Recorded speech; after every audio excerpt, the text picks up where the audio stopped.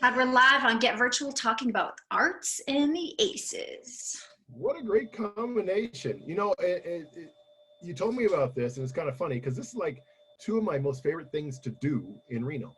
Go to the Nevada Museum of Art and go to a Reno Aces game. I mean, we've had great fun in both of them, and we've been to both of them together. And it's amazing. You know, there's nothing explains it. And Father's Day coming up, so now it's a hint for my kids what to do, right? Well, I think they're both so different, right? But at the same time, the relatedness in terms of the pivoting, going through COVID, it'll be really wonderful to kind of hear what the updates are and then what they can present with their phasing open and how we can actually re-enjoy these attractions that have had to close their doors for the momentarily time. True. Why don't we bring on our first guest? We'll bring on Amanda Horn from the Nevada Museum of Art. She's going to tell us everything going on there and what they're doing to reopen. Hello. How's it going? Oh, I'm so good. How are you? Great. We're talking to you and things are opening.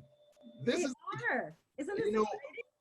A month or 3 months ago, me and Megan were doing the show and all we're talking about was where to stay at home, what you could do online, where you could find Tiger King. You know, that's all we could talk about, right? Now we get to talk about real cultured stuff and neat things going on and some of the good stuff. So why don't you tell us a little bit about what's going to be happening at Nevada Museum of Art in the next week or so? Yes, I am so excited and pleased to announce that the Nevada Museum of Art at long last is reopening this week with a phased reopening plan. So we're starting our phased reopening plan actually this Thursday. So that will be the kind of soft first day. This will be a members day because our members, of course, are our biggest, most fervent supporters, and many almost all have stayed with us through these times, have renewed their memberships because they believe in the work that the Nevada Museum of Art does and want to support us. So we are honoring our members with a members day on Thursday. And that happens to be, we always have extended gallery hours on Thursday. So 10 a.m. to 8 p.m. Will be open.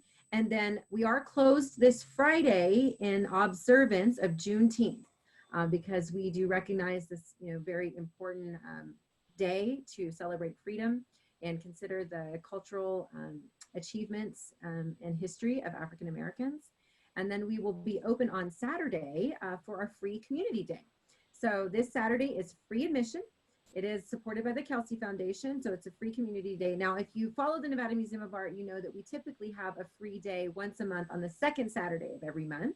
Right. But that was last week. We weren't open, so we thought, well, could we do that this Saturday and invite people into the museum? So that will be this Saturday, and then Sunday is Father's Day. It's a great place to bring Dad for Father's Day and make some memories. But that said, even though we have free admission and we're inviting people in, there are some changes to the Nevada Museum of Art that we have implemented to keep our guests and our employees safe.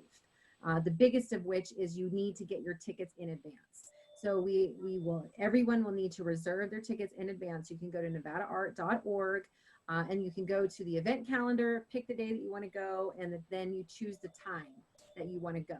So even though, like for instance, this Saturday is free admission, you still need to reserve your time block and the time that you need to go. So that helps us to know who's in the building so that we can, keep counts and also to account for social distancing and limited capacity. So that's kind of the biggest change, in addition to, of course, what you're seeing everywhere, plexi in front of the cash registers, strongly encouraging people to wear masks. All of our employees will be wearing masks. Please don't come to the museum if you're sick, if you've had fevers, if you're any of those things. Stay home. Continue to stay home, please. Continue to stay home, but we do look forward to welcoming people back. This is an exciting opportunity to just get back into the building. I mean, art is it helps to heal and to educate and to bring people together. And we couldn't be more happy about the exhibition that we have right now that is on view, that we just had opened when we closed in mid-March, that will be bringing everybody together to really reflect on sort of the current movements around us. Yeah, can you actually provide more details regarding that exhibition? Because this conversation is so critical right now, and with so many wanting to learn and are awoken on things that they never really knew. This is just Yeah. incredible in terms of timing. Yes. So the Nevada Museum of Art, right when we were in mid-March, right when we closed, we were just reopening. In fact, we closed 2 days after what would have been the opening party for this exhibition. It's called The World Stage. It's contemporary art from the Jordan D. Schnitzer and his family foundation. What's so wonderful about the World Stage is it brings together 35 artists from a very diverse backgrounds. There's about 90 artworks in the exhibition. So we have some artists that everybody knows Andy Warhol. We all heard of Andy Warhol. Most people have heard of Basquiat. So we have some very big names from modern art and from the 20th century art canon, even names like Robert Rauschenberg, and that are in conversation in this exhibition with really the global influencers today. One of those, for instance, is Kehinde Wiley. He's an artist named Kehinde Wiley. He is most known right now in our contemporary culture for having painted Barack Obama's portrait that hangs in the National Art Gallery. So that was done by Kehinde Wiley. And the name of the exhibition, The World Stage, actually comes from a series of paintings that Kehinde Wiley did traveling around the world and painting people, Black and brown people that he would see in the streets and that he met. And so we thought our curator, Joanne Northrup, who organized this exhibition, thought that's a really perfect title for this show. And the portrait of his that hangs in the exhibition is it's breathtaking. It's the first thing you see whenever you come into the show. But in addition to Kehinde Wiley, we have an artist that I just discovered because of this exhibition. Her name is Vanessa Jermaine. She's from Pittsburgh.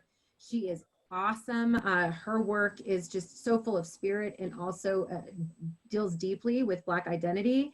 I've been following her Instagram during this time of closure, and her videos are they'll bring tears to your eyes. She is such a phenomenal spirit. Vanessa Jermaine, Mildred Howard, Micheline Thomas, Willie Cole. There's the list goes on and on. So many Black artists, and then also Indigenous artists like Wendy Red Star, Chinese American artists like Hung Lu. So truly a wide diversity of artists that have come together dealing with themes that arise in this exhibition, like identity, inclusion, exclusion, art and activism, pop culture. I think Mildred Howard has this really awesome picture that she did of Beyonce, and Beyonce's she's got bullets draped across her chest. I mean, she is fierce, And I met one of our new staff members who we hired just before the museum closed, is a young woman who just graduated from UNR, and she told me that she did her research paper in political science on the politics of Beyonce's music, and I'm like, this is awesome, it's just so phenomenally prescient. And what's so cool is that we now, because of the closure, and then also primarily in response to the Black Lives Matter movement, we've extended this exhibition well beyond. We were going to extend it through the summer, but now we've actually extended it all the way into early February of 2021, because this will really allow us time and space to come together as a community to amplify the voices of the artists in this exhibition, to bring a number of them to do programs either virtually or otherwise, to have conversations with members of our community and museum staff, and listen and learn and reflect on the really prescient subject matter that this exhibition presents. That's true. Now, a couple things I remember we were talking a little bit beforehand. Yeah. One, this exhibition, the World Stage, was supposed to originally end in May. So silver lining, we've got this now for another 9 months or 6 to 8 months to view. So I think that's amazing. And you were also saying that now that all of us are kind of a lot more used to these Zoom and teleconferencing calls, that there might be an opportunity to maybe have the artists doing presentations either online or maybe at the theater, at the museum as well. Is that going to happen? Yes. So in fact, beginning next week, on next Friday, the 26th at noon, we have a virtual art bite with Wendy Red Star, who is one of the Indigenous artists. She's who's in the exhibition, and we'll be doing a virtual art bite with her. I believe the next talk will be by Vanessa Jermaine, who I just mentioned. Hung Liu will be in that mix. Mildred Howard, I know for sure. Those are just a few of the artists that come to mind that we started to line up programs for, and those details will be coming together over the next several weeks. But yeah, right now you can sign up. Actually, today you can go to next Friday, June 26th, and register for the virtual art bite with Wendy Red Star, which will just really kick this off into high gear. The gift of COVID and the closure is that now, we have access to so many more of the artists in this show, because before we were limited not only by time, but also by budget, because, you have to pay for travel expenses and hotels and all that. So maybe if we could only have two artists, 2 or 3 artists who could come during that 2-month period. Now we have the opportunity to hear from several of the artists in the exhibition and bring those conversations to our community. For now, all of the programming will still be online at the museum, because again, we are in a phased reopening approach. Right. So the museum is in our phase A. This is our phase A. Still no programs. The museum school's not open yet. Chez Louis not open yet. It's just come into the galleries. The shop is open and you can come into the galleries. But what we anticipate will happen over the next few weeks is that we will start to be able to slowly bring programs back into the museum, and then have a hybrid model where you can have some people in the space, but then also continue to do the Zoom live casting, because we love this. We love the fact that you can tune in Dallas, San Francisco, LA, New York, wherever you are, and participate in these really relevant conversations. This is also really awesome for our Las Vegas constituents, because as you know, we've been working on our expansion in Las Vegas for a few years now, and now we have the opportunity to engage our Las Vegas community in a real substantive way through the programming that's related to the exhibition content at the museum. Wonderful. Thank you so much. I really, really appreciate it. Really quick, where can people reserve their tickets, both for the museum when you officially open, as well as for the free community day and other events that you have? Yes, so our calendar is at nevadaart.org. Right now on the homepage, the free community days in the bottom right corner, you can just click on that box and you can choose your time there. If you go to our event calendar, which you'll see at the top of the homepage, you can click on that and that will show you the different days of the week, and then you can pick whatever day and time that you're looking to go. That's also where you'll find the programs like the Art Bite. We just started doing virtual art discussions as well. We'll have family virtual tours coming online pretty soon. So all of those online things you talked about continue and actually are expanding. Lots of things coming online related to like the museum school and other classes and distance learning. So that's all good. But for now, yes, reserve your tickets. Come to see us. We look so forward to having you. And really, you got to see this exhibition. It is just, it is a time to reflect and to really let the voices of these artists, of BIPOC artists, rise. And that is what we are so grateful that this exhibition has the opportunity to do for our community. Love it. Nevada Museum of Art has always been a great leader of the community, and we're glad to have you on board and always, relevant there. I want to bring on our next guest and introduce you. She's actually the GM of the Reno Aces, who have also been an amazing contribution to the community. They've done so much, even though, their season hasn't quite started the way they wanted to, but they've been doing so much. So Emily Jensen, I don't know if you know Amanda Horn, Emily Jensen. Emily. Love the Aces, big fan. Thank you. So excited for you and for our community that the Nevada Museum of Art is reopening. That's so exciting. Awesome. All right, Amanda, we'll see you later. We're going to talk to Emily about everything going on with the Aces. Thank you so much. Always. Oh, I do that all the time. I'm going to fire you as director of this show. Seriously. Sorry, Amanda. Emily, I'll try not to cut you off when you get. All right.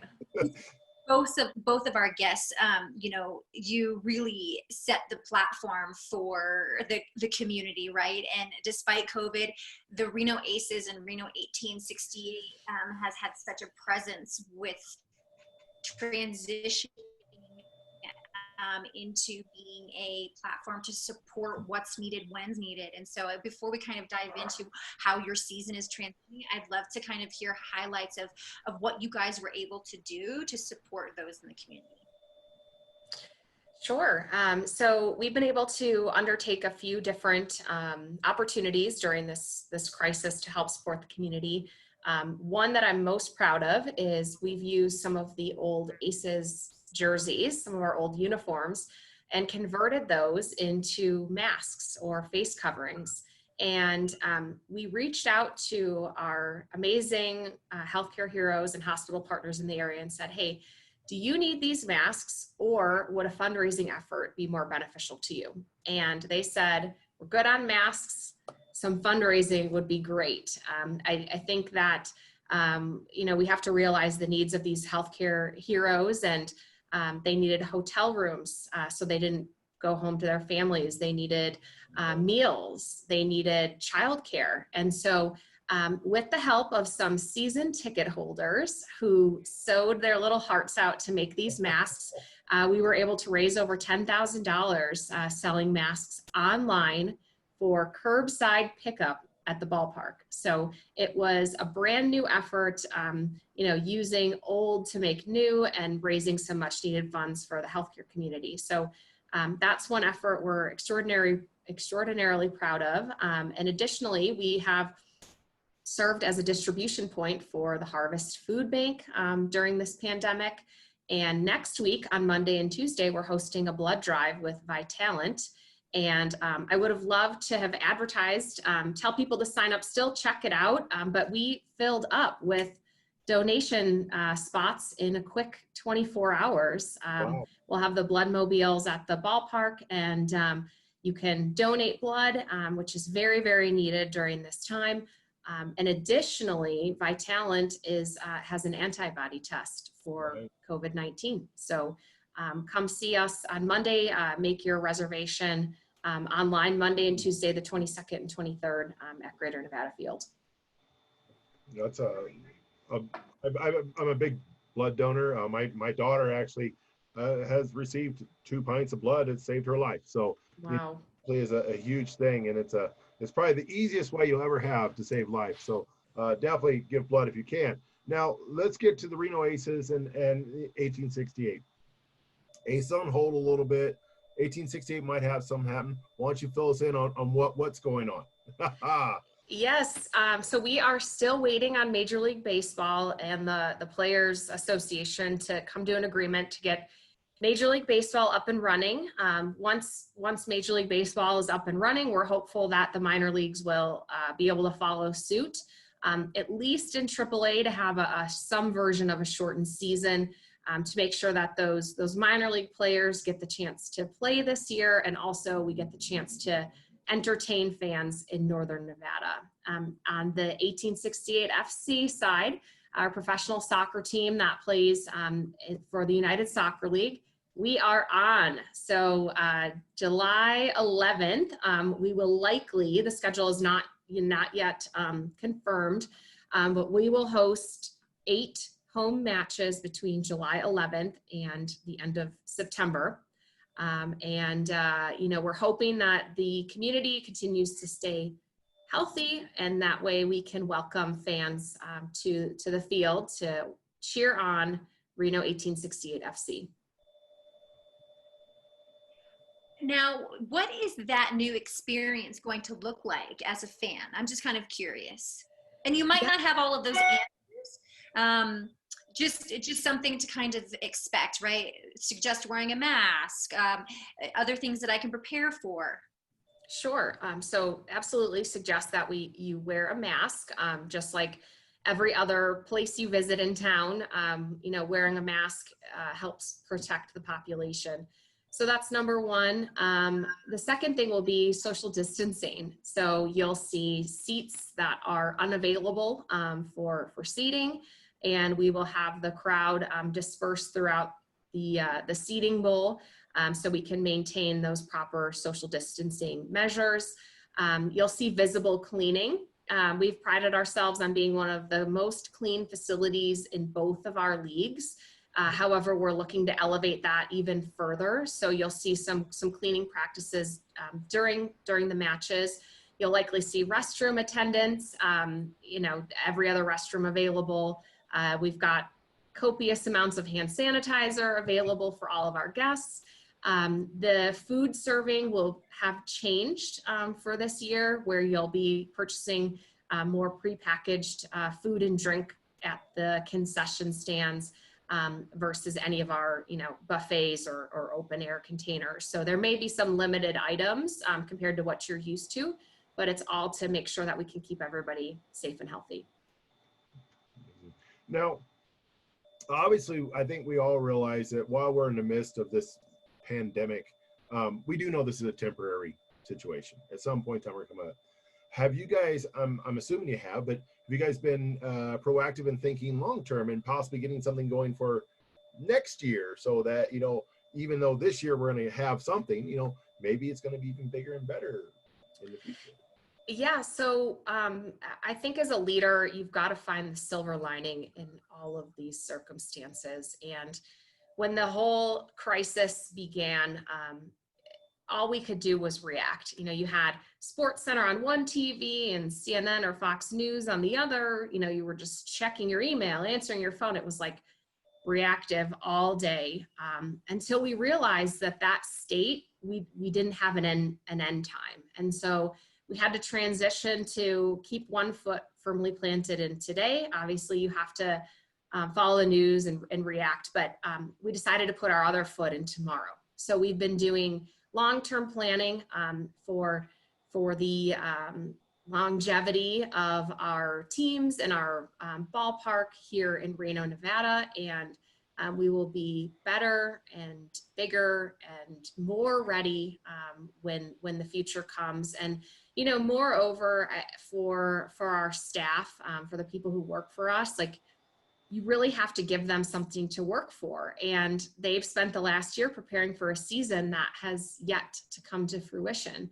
And that can leave you feeling, pretty lost. So we've been able to really help our staff to have a story to tell and still contribute to the business, even if we're not running events, 90 events a year in 2020. Well, thank you for being such strong community partners. I think you say even though you're not running events in 2021, if that were to be the case, which fingers crossed, obviously that's not the case, and you are as strong as you've been again, you've built a platform that supports the community in more ways than one in terms of that silver lining. So thank you for that, and looking forward to supporting Reno 1868 Football Club when the doors open. Yeah, we can't wait to have you. We exist for the community to elevate this community and bring wonderful opportunities to make memories with your friends and family. And we will reopen. It's just a matter of when. And until then, everyone stay safe and healthy. And we can't wait to see you sometime down the road. And we definitely want to get you back on when you have baseball or soccer actually going and fans. Yeah. So maybe we'll do a remote during a game, and you can actually show us a little clip of it from the background, so we'll know what's going on.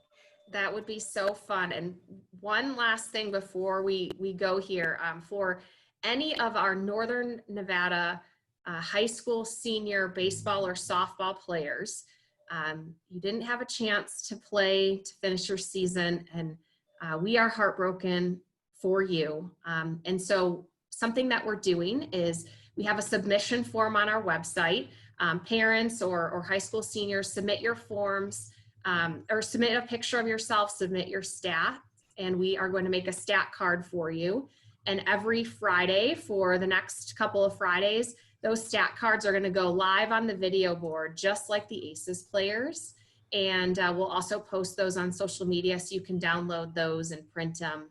But we're super excited to do this, and we've got quite the lineup of athletes to display this Friday afternoon. Amazing. Where can people find information to fill out that form? Yeah, so head to renoaces.com. You can find the information there, or check out our Facebook page at Reno Aces, and you can find a link to the form to submit your photo and your stats. No cheating, Megan. Don't pretend to be a senior. What kind of senior are we talking about? Emily, thanks so much for coming on and telling us all the stuff going on. And you know what? I hope the season gets going as soon as possible. We get people in there and we can all really enjoy both baseball and soccer as soon as possible. Yeah, my pleasure. Thank you for having me. Thanks, Emily. Bye. Bye. And I just cut her off. Arts and Aces, right? Two things that seem so different, but when you look at them and how these platforms bring our communities together, right? That's so important. You look at arts and the platform to express and have critical conversations, and you have sports, right, where you're built in together through camaraderie to support a goal. That's super important, and I'm so excited to see that things are reopening to be able to bring that together. And I think also, you know, like we were saying before, you know, both areas are great leaders in the community. You know, both are major pillars of what Reno is, you know, and I'm glad we have both of them around. And, you know, I think they're both fans of each other. So that's great stuff. Great show today. I hope you really enjoyed it. Obviously, we're always looking for new ideas. We're looking for sponsors. Reach out to us, Reno Tahoe at planmygetaway.com. If you like the show, make sure you share it, tag people, let people know about it. We're out there just talking about all the great stuff going on in Reno. And as things open up, we're going to be talking about more and more stuff. And yeah, there you go. Watching.